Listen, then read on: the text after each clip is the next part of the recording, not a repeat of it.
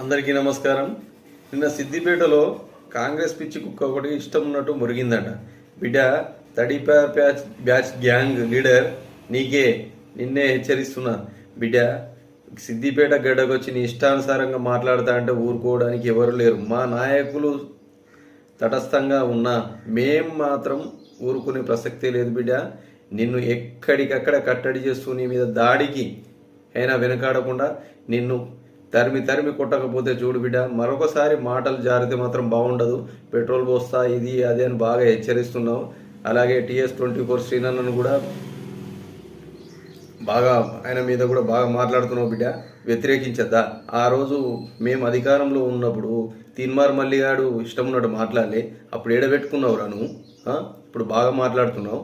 ఆ రోజు వాడు చేస్తే ఒప్పు, ఈరోజు TS24 శ్రీనన్న మాట్లాడితే తప్పు అవుతుందా? ప్రతి ఒక్కడు విమర్శ